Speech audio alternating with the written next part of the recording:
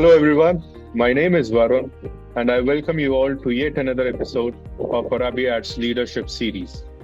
In this interview series, we are talking to the senior leaders at ArabyAds with an aim to let our audience understand the fine nuances of the domain our leaders are experts in, and also how they are implementing the best practices within the organization that benefit both internal and external stakeholders. Today we have with us Mr. Mohamed Mohey, who is the Chief Human Resource Officer at ArabyAds. And the topic of today's discussion is making a people-first organization. To give you a background of Mohey, Mohey is skilled in culture shaping with a proven track record in organizational transformation, performance management, people assessment, and organizational development.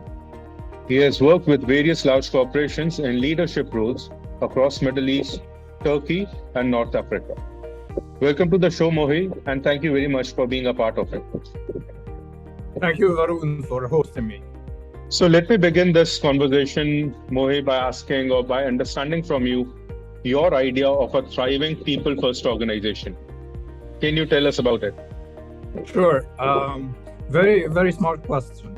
And I think that's the direction of ArabyAds to transform the company into a people-centric organization. Basically, what this means is we want our people to spearhead all our activities. In other words, everything that we do in terms of growth, in terms of expansion, footprint, depends on our people.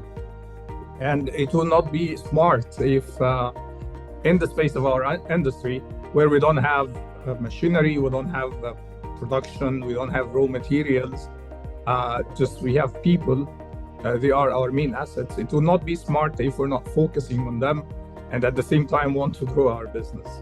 So that's the philosophy of ArabyAds, and I think that's why they are focused on bringing the best and nourishing the culture of people-first organization. But if we look at some of the features, say a couple of features that is a must for any organization to be a people-centric organization, according to you, what would it be? It will be doing extra effort to onboard the best. Not only that, retain them and keep on developing them throughout their employment journey in the organization. And I think that's what ArabyAds has been doing in the past 8 years since the company started. You'll find that the entire leadership team, or most of them, are coming from the early days when the company started. So that's a testimony that the company is focusing on growing its people to continue to grow as a business. And Mohey, when it comes to HR practices, there's a term that we hear more often nowadays, which is called Employee Value Proposition, EVP. Now, if you can tell us how ArabyAds is, what kind of EVP ArabyAds is offering to its people. Can you shed some light on that? Sure. Again, I think it's a very good question. EVP is basically what you offer as an employer to your people in terms of value addition. So this is reflected in so many ways. First thing is the financial part, because you need to be competitive with the market to be able to attract people. And this is something we're keen to do. The other thing is the development opportunities you allow for your people. So the more opportunities you have, the better it is, because people will always have something to look up to. They want to reach to a certain place in the organization.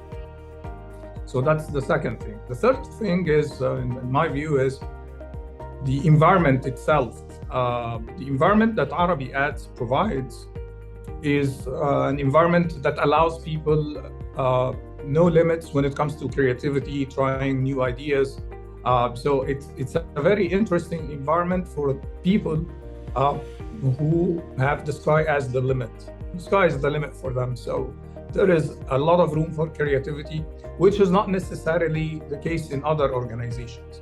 One more thing also is the empowerment, because in ArabyAds, if you come up with an idea and it makes sense, or even if it doesn't make sense, we're brave enough to try.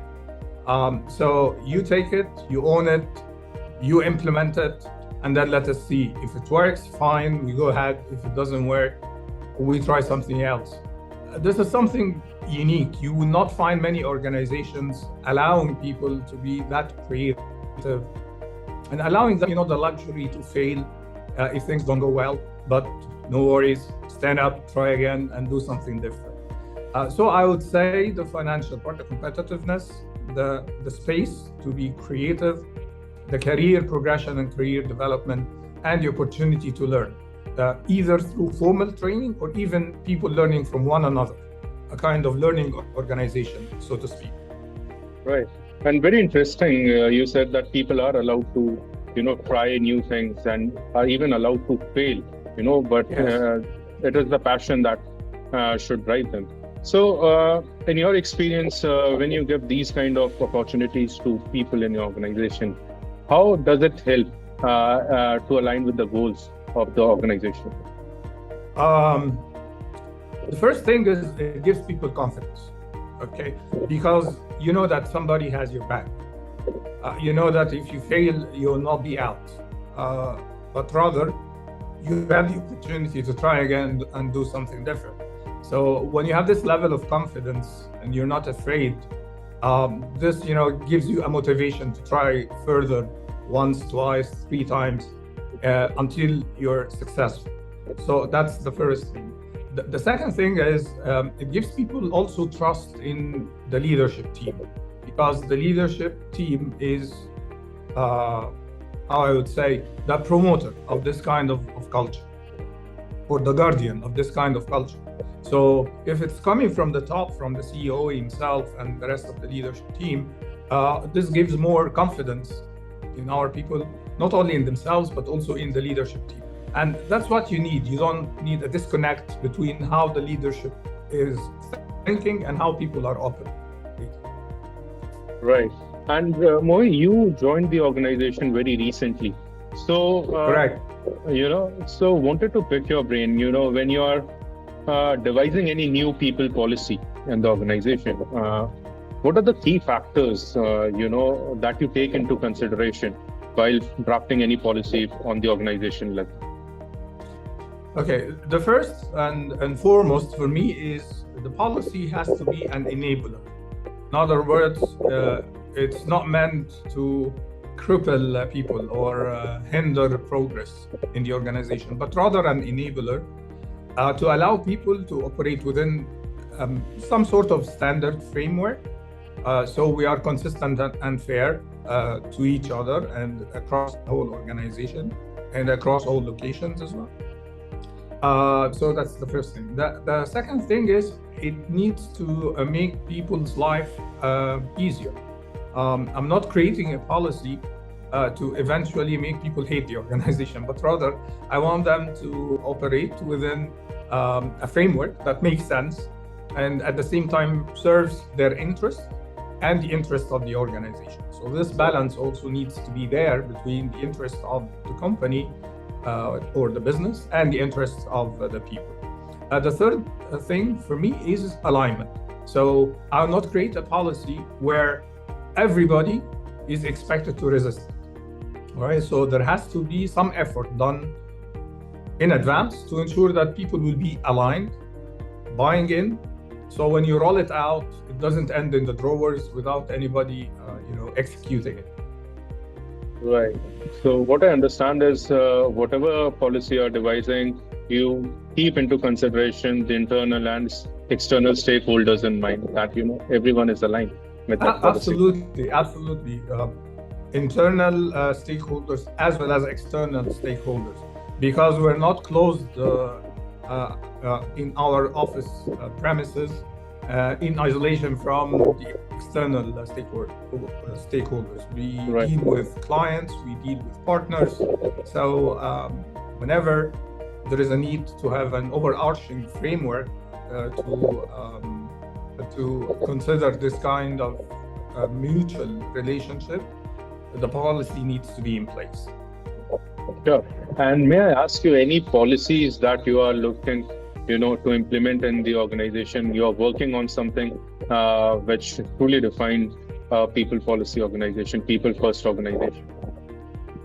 Okay, there are two things that, or two mandates, rather say, to make sure that we are a people focused or people-centric organization. The first one is to have what we call job levels in the organization, which reflect the level of responsibility, the magnitude, the complexity of the role, the breadth of accountability in terms of financial, people, stakeholder relationship management. So according to all these parameters, you put what is called job levels. And then you link these job levels to certain reward mechanism. So that's the first one. The second one I'm working on, and I wouldn't call it a policy, but rather a process and a full process, is the performance management, which starts, or the entire cycle, starting from setting the objectives, review throughout the year, and finally final assessment at the end of the year, and then how this also is linked to your reward mechanism as an organization and as individuals. So these are like the two key processes I'm working on. There are a few smaller policies, but still important to be in place, like the travel policy. This is very, very important, especially we are a company now that exists in multiple markets and multiple locations.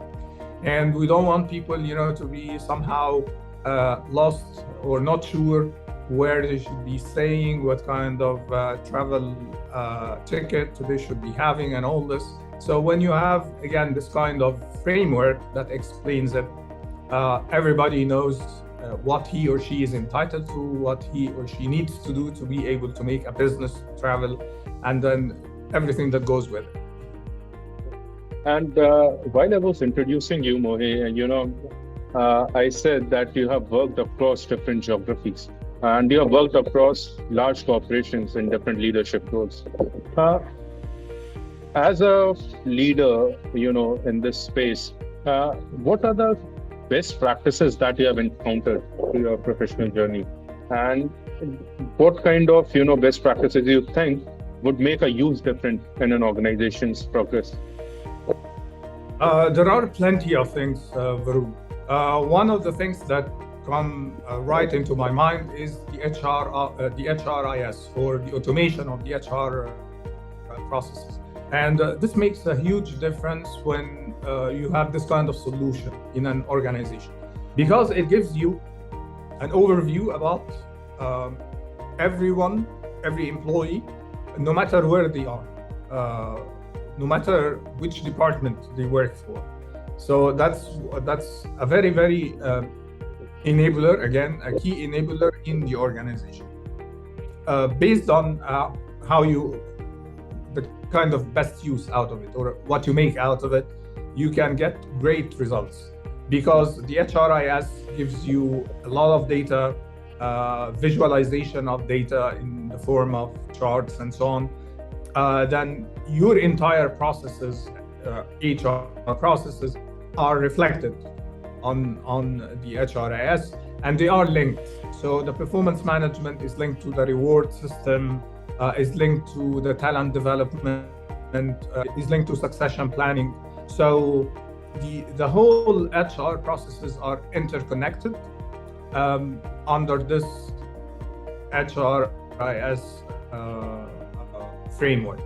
Of course, best-in-class systems like the SAP or Oracle, but you have less sophisticated solutions as well that can serve the purpose. And this is what we'll be looking at to roll out in ArabyAds.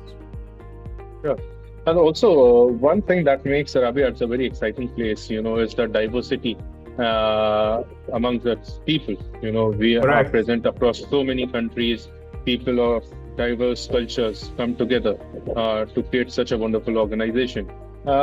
As a HR professional, a leader in this space, how challenging or what kind of opportunities you see when you frame policies for such diverse set of, people working in one organization?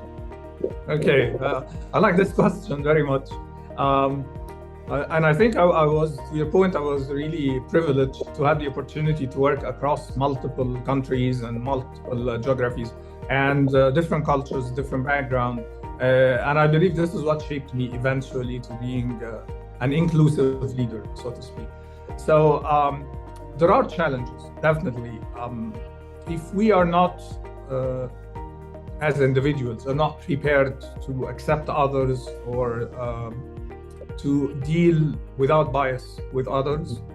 That's one of the things large organizations face if they don't have strong culture in place, where inclusion is one of the key factors in this culture and values of the organization.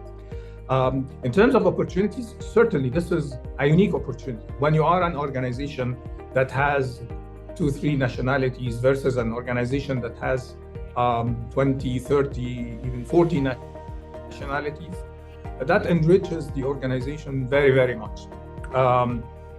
2 heads are better than 1.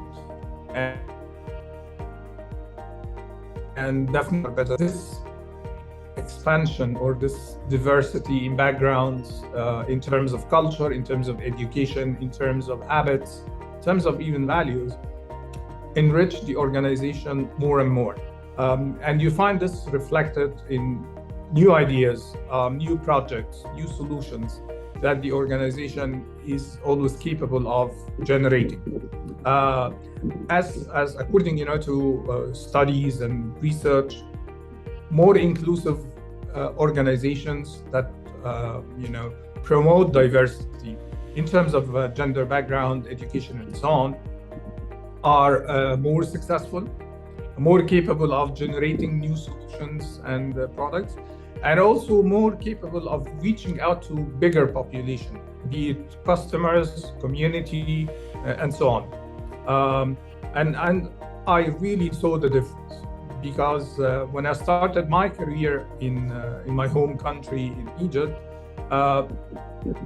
the organization I worked for was mostly Egyptian employees. I'm not saying it's bad, but we had few non-nationals. But the majority of employees were from my home country. When I had the opportunity to work abroad and have this opportunity to interact with people from different backgrounds, I saw what this kind of setup and diversity brings on the table. It's a big difference. Yes. And Mohey, can you talk to us about the CSR initiatives at ArabyAds? Sure. Yeah? Sure. Yeah. I think I said before, you cannot operate in isolation from your surroundings as an organization. So you operate in a community. Your business benefits from this community. And that's why you need to have an impact on the community in a positive way, of course.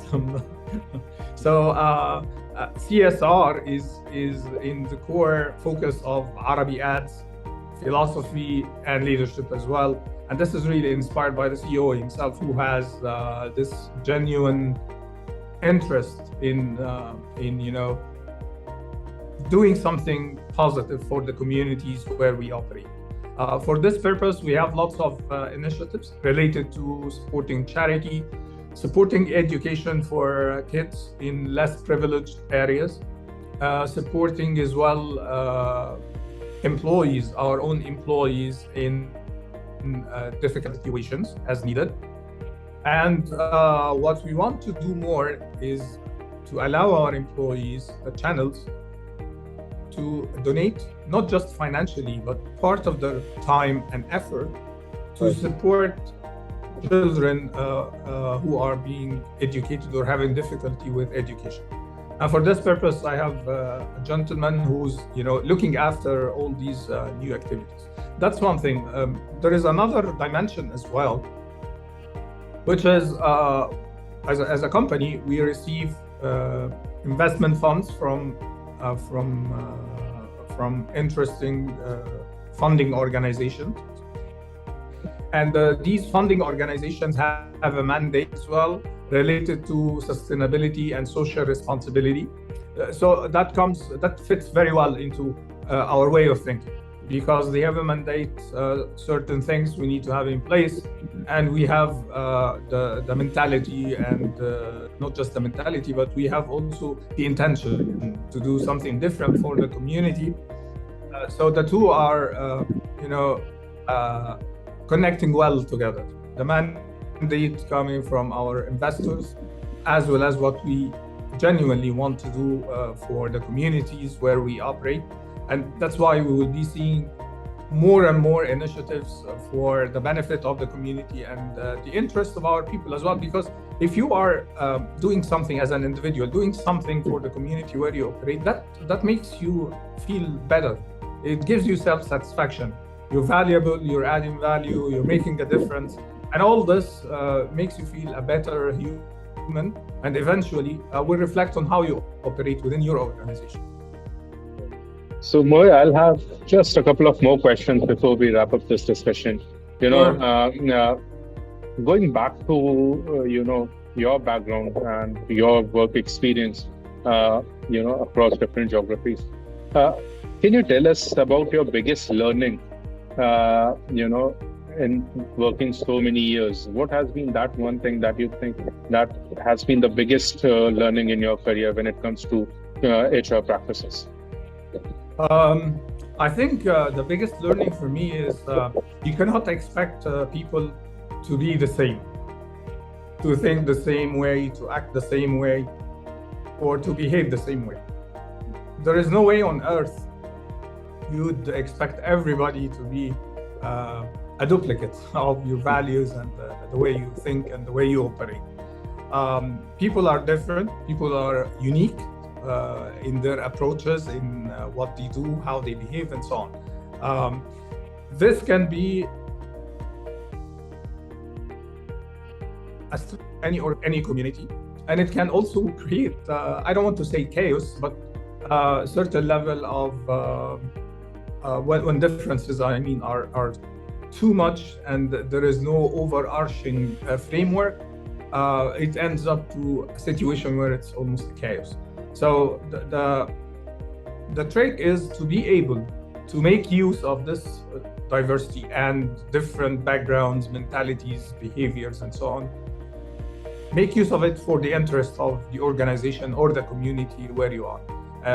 I'd say that helped me a lot when I had this kind of mindset after, moving from one country and one geography to another, and it became my conviction that you cannot expect people to be exactly the same like you. It made my job easier or less challenging, because it's never easy when you work in HR, but it was less challenging, and also it allowed me to focus my energy where it makes more sense and add more value to the organization. And just jumping off to the next question, and most probably the last one of today's discussion. Can you point us or can you tell us what are the main objectives of the human resource function at ArabyAds, the main objectives? Okay, so the first one is to be a performance-driven organization, to help the organization to be a performance-driven. What does this mean? That everybody is having clear objectives with KPIs, and these objectives are linked to what the organization wants to deliver. They cannot be isolated from where we're heading as an organization. So that's the first thing. The second thing is the development, people development. That's an important priority for me, or an important objective for HR, to ensure that we have proper development programs, including training, extended learning, education, whatever. Because people always think that development happens with training. Training is just one face of it, but there are lots of other ways to help people develop and evolve. So that's the second thing. And by the way, the development needs to feed from the performance management. So if there are gaps in the way you perform, the development and the development initiatives come with the right level of tools and methods to help you bridge this gap. So that's the second thing. The third thing is the reward policy in general, which is pay for performance and pay people or reward people in a competitive manner to the market.